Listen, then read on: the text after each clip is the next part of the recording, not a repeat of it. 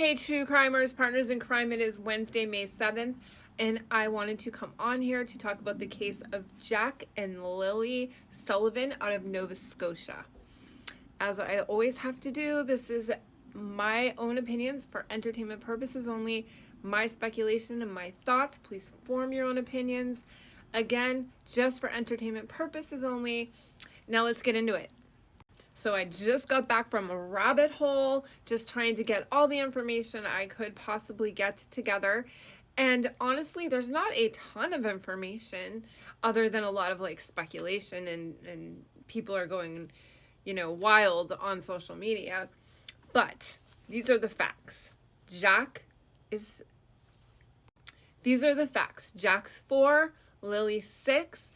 Lily has bangs and shoulder length light brown hair. Jack has blonde hair. Lily was reported to be wearing a pink shirt, pink pants, pink rain boots, and a backpack white with pink strawberries. Jack they just said a pull-up and some dinosaur blue rain boots. The mother called 911, I think around 10 a.m. on Friday, the 2nd of May. Apparently, the story goes, the parents, the stepdad and mother with their 18-month-old baby were sleeping kind of in and out of consciousness. Lily had come in and out of the bedroom a few times. They asked her to be quiet, to not wake up the baby.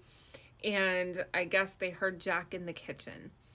So all of a sudden, I guess it got quiet. So they got up to investigate, and they are saying that the sliding door is very quiet, so they believe they got out there and they wandered off. Or now I think they're saying they were abducted. And that's the story.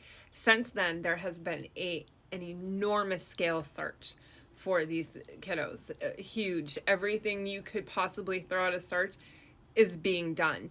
Now, today, the search is being scaled back because, unfortunately, I think they've reached a point where if the children could be found alive, that it's probably really low at this point. So I had been hearing about this case because I follow the true crime community, but I'm kind of into my own cases and my own thing.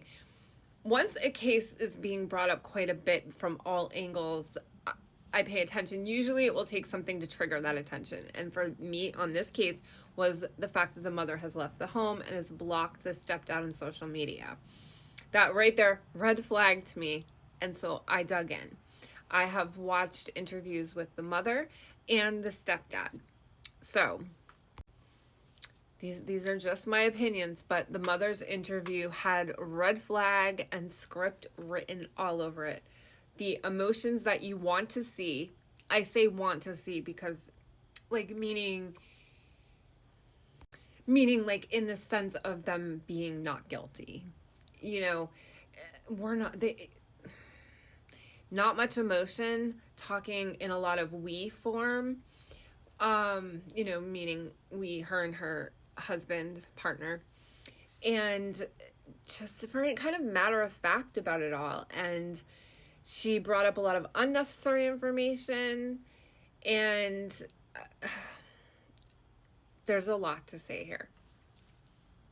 So when she was telling the story about that day, she said that the kids were outside playing and then it disappeared. Then they didn't hear them playing. And then she kind of backtracked over that and said, well, we didn't know it at the time, but they were playing. She has no idea if this is really the story and this really happened. She doesn't know if they were playing or not because she was sleeping. She would have no idea. And even after there's nothing on video, there's no proof that these kids were playing. And so very, like I said, very matter of fact, they wandered off and now they've been abducted. But these parents don't have a clue what happened. So they can't make these matter of fact statements that they make. It's a huge red flag to me. One of the biggest, in my opinion. I'm just going to bring it back to Sebastian Rogers. They say, I don't know why he walked through the front door. But they have no idea what happened to him. So they don't know that. Summer Wells, they say she was abducted, right off the bat abducted. But there is no evidence of that. There's no evidence, not even a little bit, for them to come up with that conclusion. So it's just a red flag, another red flag. And I believe this is another script, exactly like the Summer Wells and the Sebastian Rogers case. This just feels like script all over it. Another thing that I found interesting, but also very disturbing and scary to me, is that, so there was no school on Wednesday, and then the kids didn't go to school Thursday, and they weren't in school again on Friday due to Lily having a cough. That's terrifying to me, because when were the last time these kids really seen? Because according to the parents, they were seen Friday morning, or they were heard Friday morning. But other than the parents, when was the last time another person has seen these children?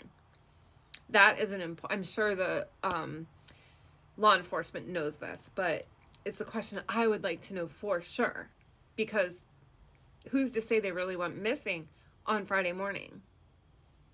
It's interesting, and I have a bad feeling about this. So I have lots of questions.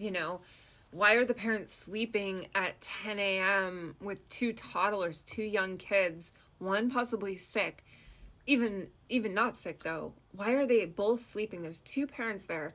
So it's not even like, okay, the baby was up all night and the mother's tired. Well, then the dad would be up. Like, there's 2 people.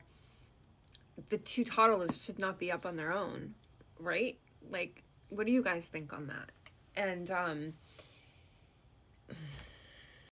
also, in reading a lot of the comments on certain creators that I follow, there's a lot of people from that community and from that province speaking up. The whole community is super scared for these children.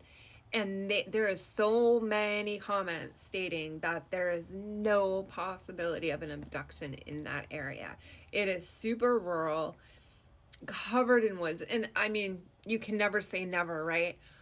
But it says a lot when the community is coming out saying there's not a chance of that happening. And this wasn't one person. This was comment after comment after comment. And again, during the mother's interview, just a lot of unnecessary information that nobody needs in order to, like, that would help this case. And so, I don't know. And then I did watch a couple interviews with the stepfather, and he was talking really fast, but that could just be how he talks. And I'm sure he's nervous and he's got a lot of emotions going around, but he'd get really upset and like cover his face, and it felt scripted and it felt fake. It's just my opinion. I don't want to feel this way. I really don't.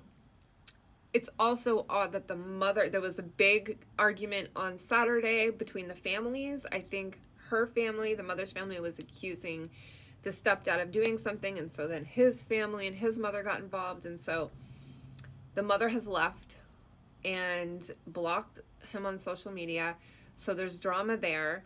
But the stepdad is still at the home in the middle of all this search and still talking to media, and that's just an interesting dynamic there. Like, as a mom, typically you can't get the mom to leave that spot. They want to be in the middle of it all because all they care about is finding that child. She did mention that, she was happy that it was sunny, because if they had been wet since it had been raining, that they would feel warm. But it was just very nonchalant. Too nonchalant for my opinion. We see mothers like Brandy Neal, and they are desperate. You feel the desperation.